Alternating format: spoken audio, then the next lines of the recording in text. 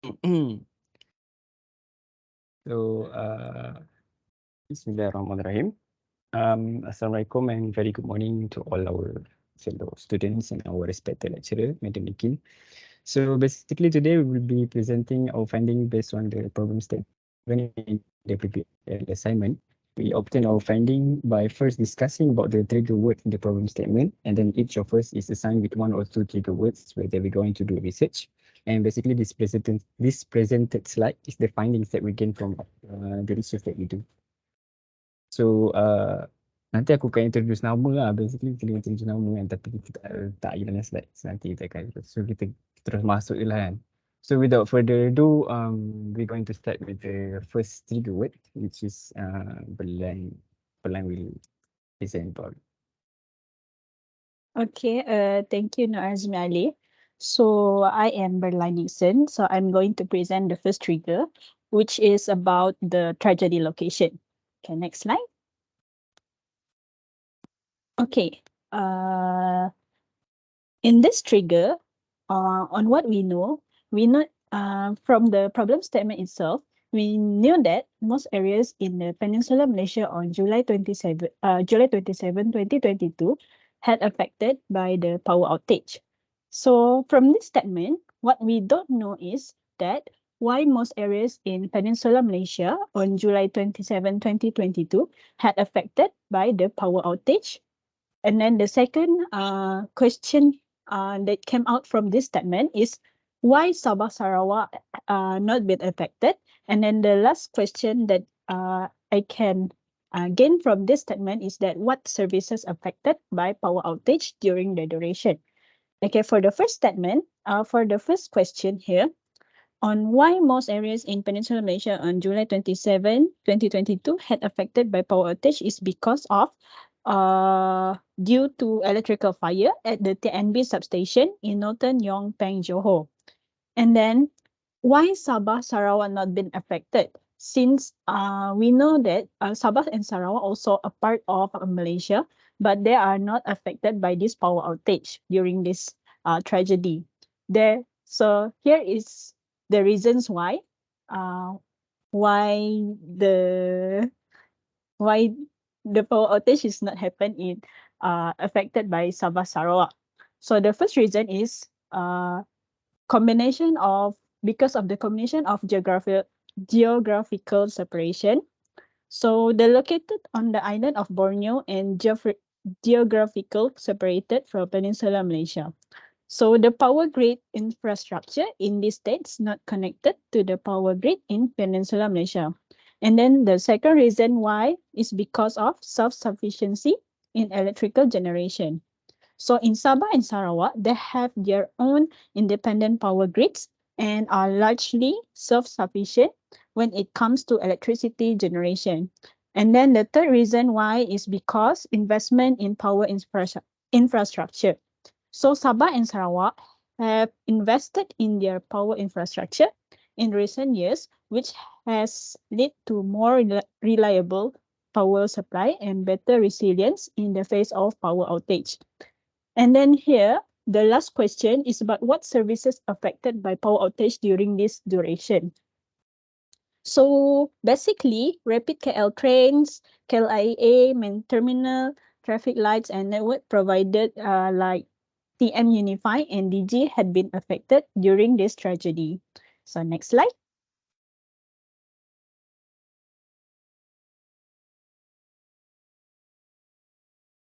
Okay. Okay, so this is the proof on my finding of the trigger one. So that's all from me. And now I would like to invite Nur Azmi Alif to present the second trigger. Thank you. Thank you, Berlan. So our next trigger word is power outage. So in my part, what I'm going to explain is about what is power outage and what is the relation between power outage and power quality characteristic, as well as the common causes of power outage. So without further ado, we're going to move on to the first point, which is if we want to study further about about this problem statement, the main topic of this power segment is basically about power outage. So first we need to know what is power outage. So power outage is actually known as a blackout or power failure. Refer to the complete or partial loss of electrical power in an area or for specific location. It occurs when the supply of electricity is interrupted, resulting in a temporary disruption of electrical services. Power outage can range in duration from a few seconds or minutes to several hours or even days, depending on the cause and the speed with which repairs can be made. Um, Basically, power outage, we often experience in our life a blackout in like home appliances or anything. So it can interrupt our life basically. Means that our house doesn't have electricity for about an hour or minute. If the cause happened for a minute, there's not basically there's no problem with it. But if it costs more than 1 hours or maybe more than 24 hours, it will cause a lot of problem. So moving on to the next slide. So what is the relation between power outage and power quality? So for the first point, the first relation that I find is that in voltage and frequency stability. During a power outage, there's a complete loss of electrical power, resulting in a complete drop in voltage and frequency levels. So this disruption in power supplies will affect the stability of voltage and frequency, leading to an inconsistency in power quality. So the next point is about the voltage sags and swell during restoration. So as we know, we learn about voltage sags and voltage sag and swells in power quality characteristic. So for the second point is when power is restored after an outage, voltage sags or dip may occur. This voltage fluctuation can impact the operation of sensitive electronic devices and equipment. Similarly, when power is restored, there can be a voltage swell or temporary increase in the voltage level, which can also affect the performance of connected equipment. So next is about transients and harmonic. So basically, power outage can lead to a transient event when power is abruptly interrupted or restored. Transient are short duration spikes or surge in voltage that can cause damage to equipment. Additionally, power outage and subsequent restoration can be introduce harmonics into the power system, which are unwanted frequency that can affect the quality of power. So my last point is about the power supply interruption. My second last point is about power supply interruption. Power outage result in a complete interruption in the supply of electricity, causing a loss of power for various devices and systems. So this interruption can disrupt critical operation, which will affect productivity and result in financial losses for business and inconvenience for individuals. And lastly, is about the power restoration time.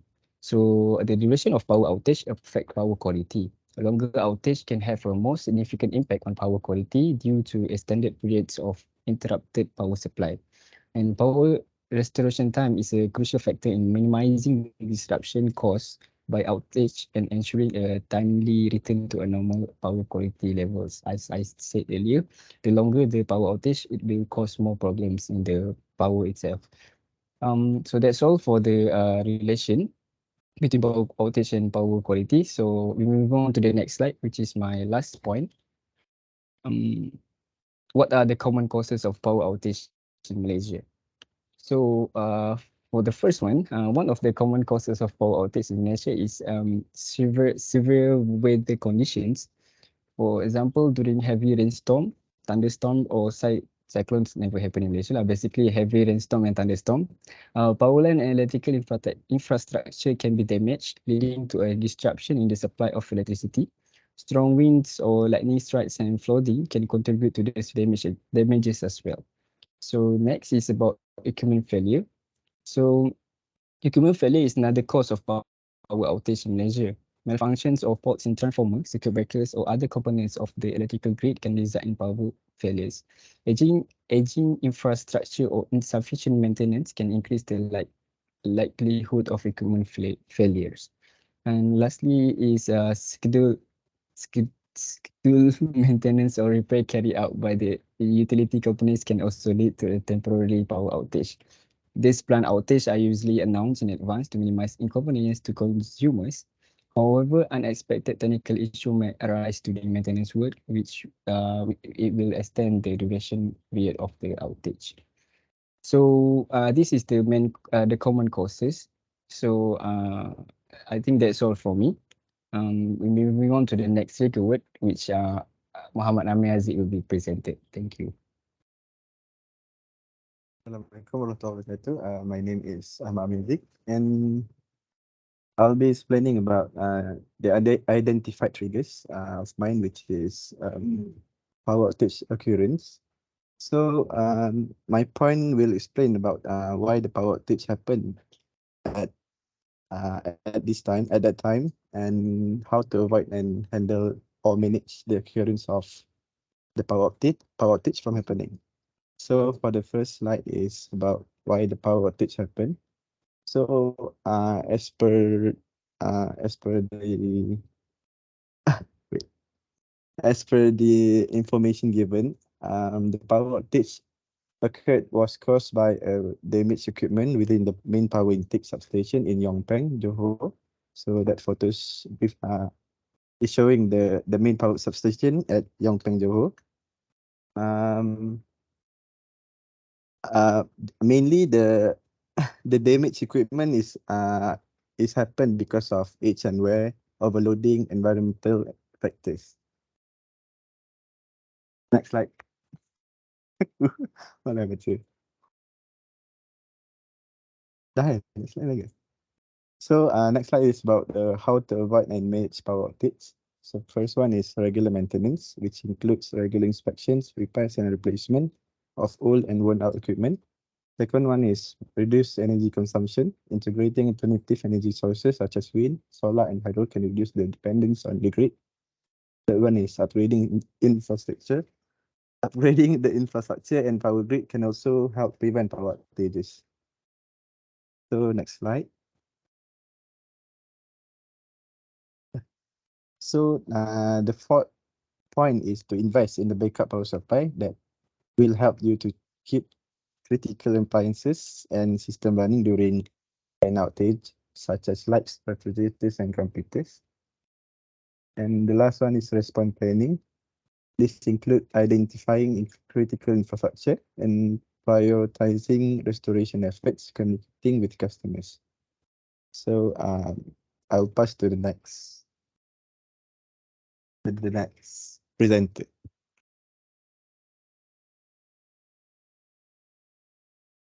Assalamualaikum. My name is Noman bin Abdul Syukur. So I'll be presenting the next trigger, which is about what happened when the equipment has been damaged in the substation.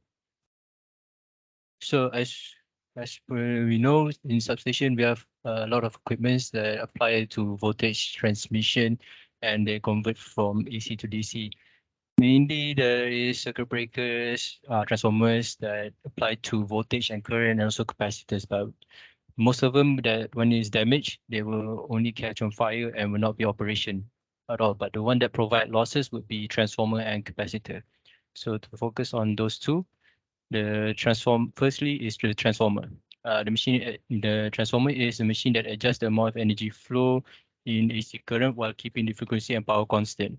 When it's damaged, the four main types of damage that occur is resistive loss, eddy current loss, and hysteresis loss and flux loss. Next equipment is the capacitor. The capacitor is the increase the effectiveness of the power system and the quality of the electrical supply. Power factor loss can occur when the performance of capacitor deteriorates, lowering the power factor of your power system. So the losses that is mentioned in the transformer and capacitor, like resistive loss, is the power loss in the transformer brought on by windings, copper, wires resistance. Power is wasted as heat in this loss.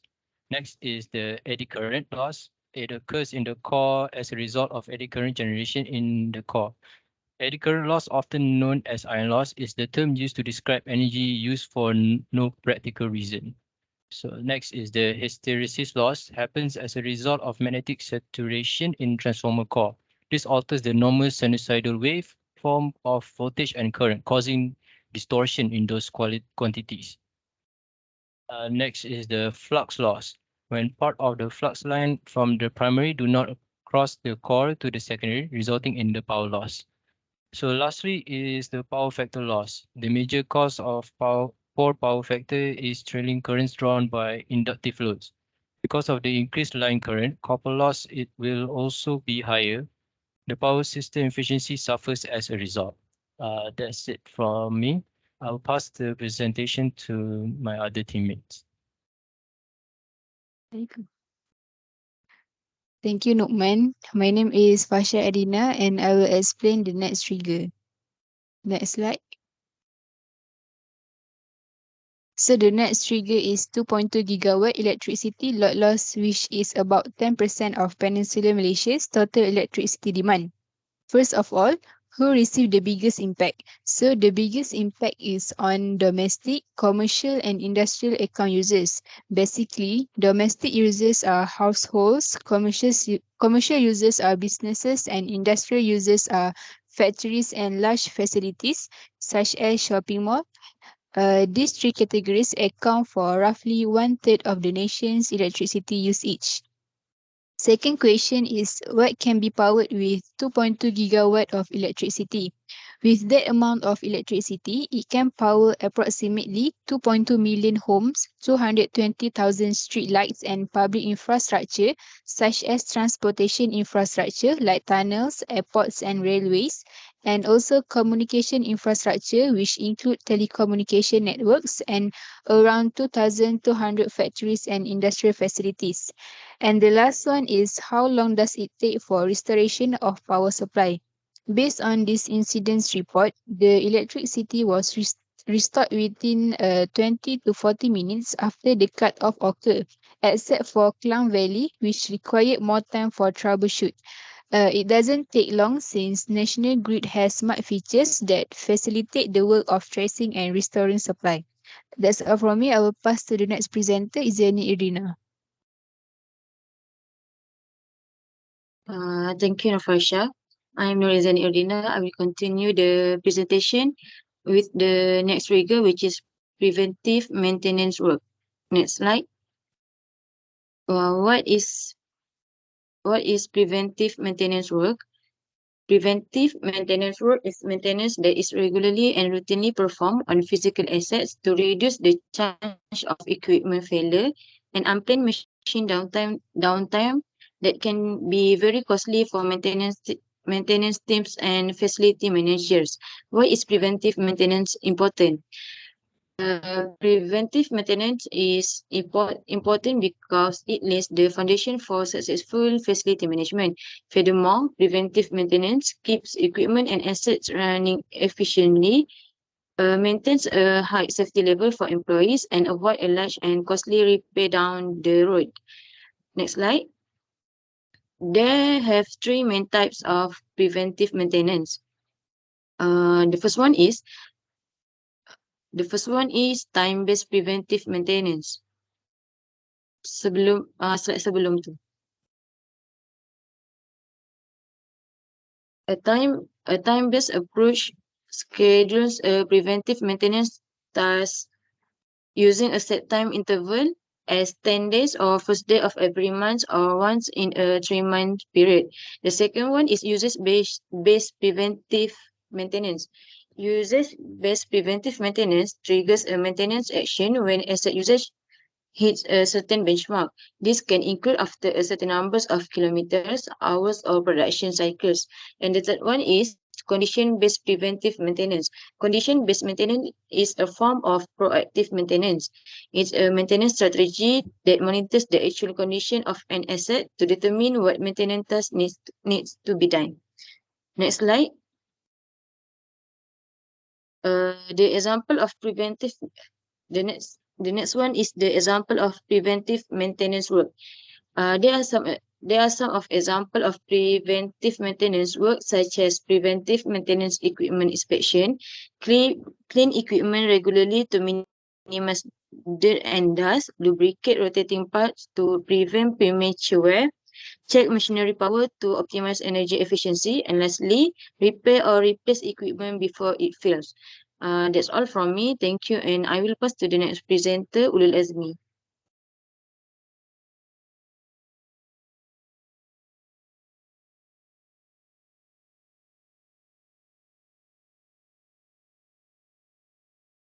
Okay, sorry. Assalamualaikum and salam sejahtera to everyone. My name is Muhammad Lazmi and I will explain about interruptions. Okay, next slide. What is interruptions? Interruptions are classified by IEEE 1159, often used to refer to short duration interruptions. Interruptions are measured and described by their duration since the voltage magnitude is always less than 10% of its nominal. An interruption is the loss of service to one or more consumers or other facilities and is the result of one or more component outages depending on system configuration.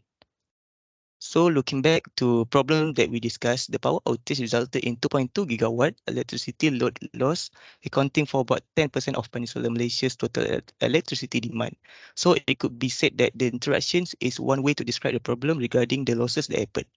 Okay, moving on to the next slide.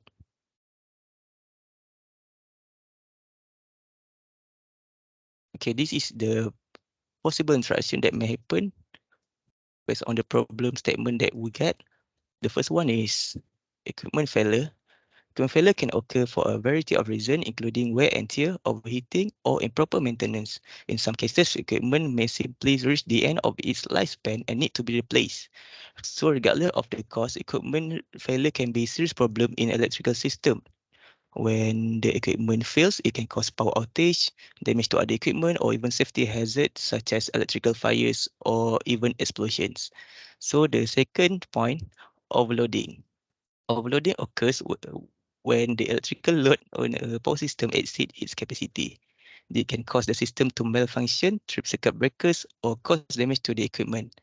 Overloading can occur due to various reasons such as the addition of new equipment to the system, malfunctioning of the existing equipment, or a sudden increase in demand for power. So the third point is a short circuit. Short circuit occurs when there is a direct connection between two conductors that cause a flow of current that is higher than the system capacity. This can cause the circuit breaker to trip, leading to a power outage. Last but not least, a voltage surge. Voltage surge, also known as a transient voltage, occurs when the voltage rises above its normal level for a short period, usually less than a second. Voltage surge can be caused by various factors such as lightning strikes, switching operation, or equipment failures. Voltage surge can also cause damage to equipment, malfunctions, or even complete destruction. Okay, moving on to the next slide.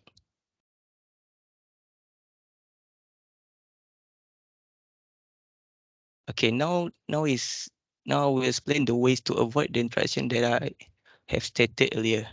The first is conducting regular maintenance. Regular maintenance can help identify potential issues before they become serious problems, as mentioned earlier. As mentioned earlier by Nurziani, regular inspection, cleaning, and lubrication, calibration of protective devices, and etc. can manage the interaction to avoid the equipment from failure. Now the second point is installing protective devices. Protective devices such as fuses, circuit breakers, and surge protectors can help prevent equipment damage from overloads, short circuits, and also voltage surge. And the third one is by implementing redundancy. We can implement a redundancy in critical components such as backup generators, so it can help ensure that power is available even if a component fails. Last but not least, by conducting load balancing. Load balancing can help prevent overloading of equipment and ensure that the power supply is distributed evenly across the system. However, all these measures need to be implemented by referring to the relevant power quality standards such as IEC, IEEE, ANSI, Suruhanjaya Tenaga, and Tenaga Nasional Berhad when conducting the maintenance work. By following the standards, the risk of unnecessary interruption can be minimized, and it also can ensure the safety, reliability operation of the equipment. This standard later on will be explained by my other teammates. So that's all from me. Now I will pass the slide to Muhammad Ami Hamzah. Thank you, Muhammad Ulazmi. Now I will explain about the how to check and declare all the equipment is safe to be used. Right? So what is the condition of the equipment that can be considered good to be used in a power station? First is physical condition. Equipment should be visually inspected for any sign of damage, such as cracks, corrosion, or deformations. The equipment should be free and from any missing or damaged parts, and any moving parts should move smoothly and without excessive noise. Next, which is the maintenance history. The equipment's maintenance history should be reviewed to ensure that it has been properly maintained and serviced. For example, a generator should be able to produce the required amount of power. Sorry, the equipment should have a regular maintenance records, and any repairs or replacement should be carried out in a timely manner. Next, next point is performance. Equipment should be capable of performing its intended function within specified parameters. For example, a generator should be able to produce the required amount of power, and a boiler should be able to heat water to the required temperature. Last point is a compliance with regulation. Equipment in a power station must be complied with all applicable regulations, standards, and codes. This may be set by regulatory bodies, industry association, or manufacturer. Next slide is how to check and declare all the equipment is safe to be used. First is conduct regular inspection. Regular inspection of equipment should be conducted to identify any issues that may arise during operation. This can include visual inspection to check for physical damage, wear or corrosion, as well as performance tests to ensure that the equipment is functioning properly. Next is a check for leaks. Regular check for leaks should be conducted to ensure that there are no leaks in pipes, valves, and other components. This may involve using specialized equipment to detect leaks, such as ultrasonic leak detectors or infrared cameras. Next is a test electrical system. Regular testing of electrical system can help to identify any potential issues or hazards such as overloading or short circuits. This may involve measuring voltage and current levels, testing circuit breakers and other safety mechanisms, and checking wiring and connection. My last point is monitor environmental condition. Monitoring temperature, humidity, and other environmental factors can help to identify potential issue and allow for corrective action to be taken. For example, monitoring the temperature of bearing in a motor can help to identify potential issue with overheating or inadequate lubrication. That's all for me. Next, I will pass to next presenter. Thank you. Hello.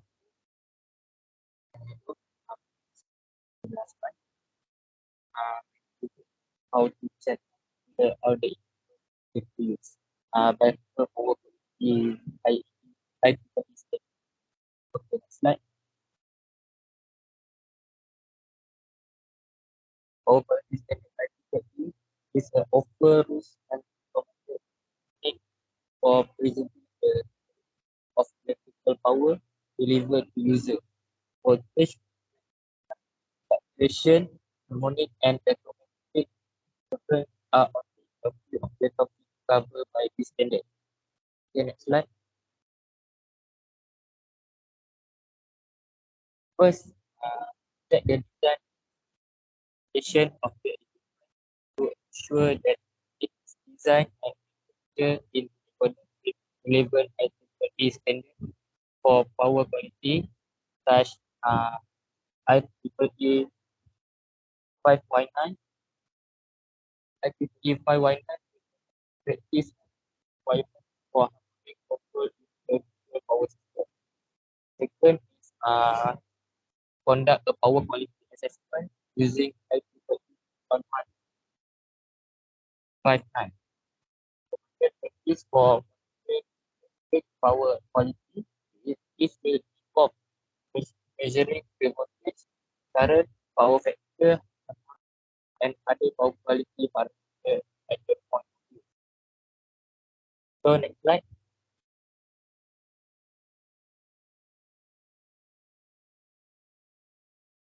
That is okay. Number 3. Compare the meter power quality parameter with the limit in everybody. So standard for power quality such IEEE 115.9 or IEEE 1453. So IEEE guide for the application of power electronic for power quality to break 1 kilovolt to 8 kilovolt.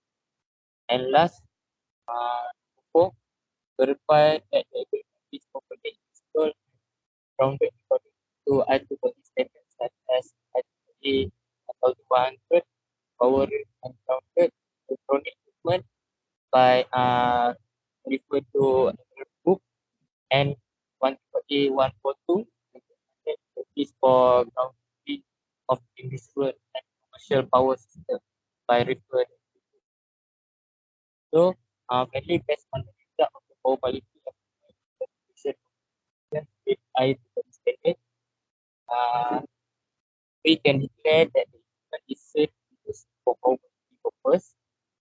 It is important that safety is an ongoing process and and methods are essential to ensure continued with everybody standard for power quality and proper safety. That's all. We'll pass to other presenter, Elvita. Thank you. All right. Thank you very much, Muhammad Shauki. I'll be presenting the 10th trigger, which is ANSI standard. So next slide. Next slide, please. Okay. What does it stand for? ANSI stands for the American National Standard Institute. It is actually a private non-profit organization that oversees the development of voluntary consensus standard for product, services, processes, system, and personnel in the United States. It covers a wide range of areas, which includes engineering, technology, manufacturing, telecommunication, environmental health and safety, energy efficiency, and many more. They define specification, guidelines, and best practices that helps ensure safety, quality, and efficiency in various industry and sectors. It is actually not legally binding regulation, but they are widely recognized and often adopted by government agency, industry association, and organization as a benchmark for compliance, quality assurance, and product performance. They provide a common language and framework for companies to adhere to and enable the compatibility and interchangeability of product services. So it primarily focuses on standards development within United States. However, their standard often align with or serve as the basic for international standard developed by organizations such as ISO, International the Organization for Standardization. So next slide will be the types of preventive maintenance in terms of ANSI standard. So there are two types, which is ANSI C841 2016. It actually provides guidelines for voltage rating and tolerance of alternating current power system. Adhering to these guidelines helps to ensure that electrical systems are designed, operated, and maintained within specific voltage limit, which can prevent voltage fluctuation that may lead to power outage.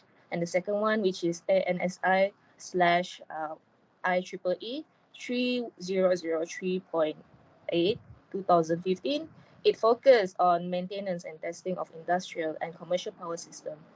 It covers topics such as maintenance planning, inspection techniques, electrical equipment testing, and record keeping.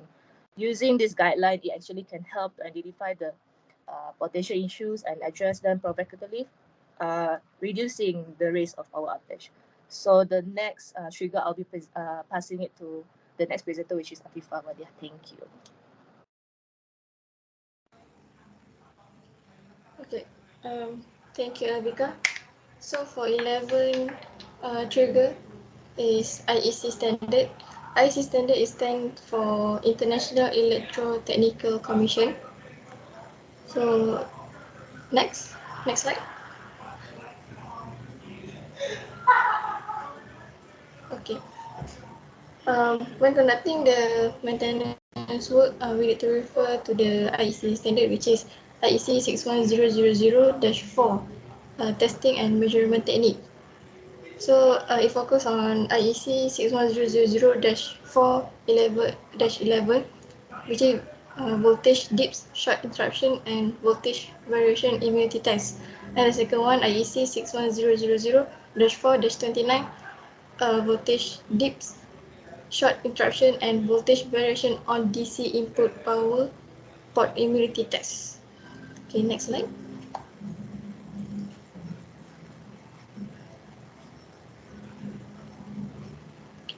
So the first standard IEC 61000-4-11, voltage dip short interruption and voltage variation immunity test, defines the immunity test methods and range of preferred test levels for electrical and electronic equipment that connected to low voltage power supply network for voltage dips, short interruption, and voltage variation. And the second one, the application. This document applies to electrical and electronic equipment that having rate input current not exceeding 16 ampere per phase for connection to 50 Hz or 60 Hz AC networks. So the second one is IEC 61000-4-29.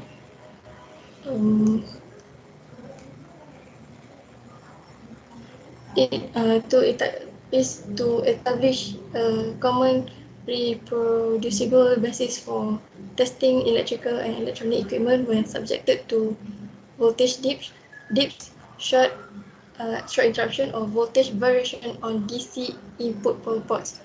These two point is similar. This second one is similar to the IEC 61000-4-11, which is number one, but it focus on DC power product. So it is defines to the test of the range of test levels, the test generator, test setup, and test procedure. So that's all for me. I will pass to the next presenter. Thank you.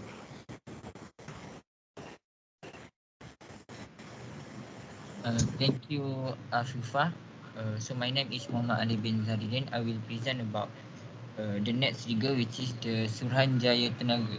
So next slide.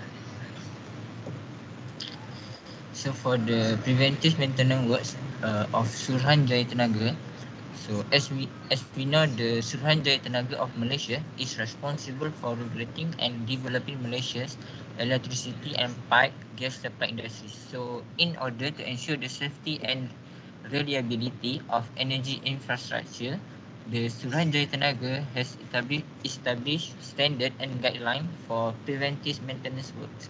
So here is an explanation of some of the preventive maintenance work that can help to avoid unnecessary interruption and ensure equipment safety based on Suruhanjaya Tenaga standard. Okay, so the first point is the inspection and testing of equipment. So the Suruhanjaya Tenaga recommend regular inspection and testing of equipment to identify and address potential problem before they cause failure. So the record should be kept to track performance and maintenance. The second point is the lubrication and cleaning of machinery. So the Suruhanjaya Tenaga recommend that machinery be lubricated and cleaned regularly to prevent wear and tear and ensure that equipment operates smoothly and efficiently. So the Commission recommend the use of approved lubricants and cleaning agents, and that maintenance personnel be trained and proper lubrication and cleaning procedure. Okay, the last point is replacement of worn or damaged parts. So the Suruhanjaya Tenaga recommend that worn or damaged parts be replaced promptly to prevent equipment failures and ensure the reliable operation of energy infrastructure. So the Commission recommend that replacement parts be approved for use and that proper installation procedures be followed. Okay, next slide. I will present about the Tenaga Nasional Berhad. Okay, so next slide. So for the preventive maintenance work for Tenaga Nasional Berhad, the Tenaga Nasional Berhad or TNB is utility company in Malaysia that generates and distribute electricity. So the preventive maintenance is an essential activity for TNB to ensure that their equipment is safe and operating efficiently. So this is the list of preventive maintenance work that TNB can undertake to avoid unnecessary interaction and ensure the equipment safety. Okay, so the first point is the regular inspection. So TNB should conduct regular inspection of their equipment to identify any sign of wear and tear. So this inspection should be conducted at least once a year and should include a visual inspection of the equipment as well as any necessary tests. Okay, so the next point is lubrication. So TNB should ensure that all equipment that requires lubrication is properly lubricated. So this will help to reduce friction and extend the lifespan of the equipment. And last one is cleaning. So this should ensure that all equipment that requires lubrication is properly lubricated. So this will help to reduce friction and extend the lifespan of the equipment. Okay, I think that's all from me. So I will pass back to our leaders, which is Nur Azmi Alif, to end this session. Thank you. Okay. Thank you, Alif. So basically, with the end of Alif's explanation, so basically that's the end of our presentation slide. So that's all the 13 triggers and findings that we gained from the problems that we given. So we already state the preventive method based on all the standards that have been given. I think that's all from us. Thank you.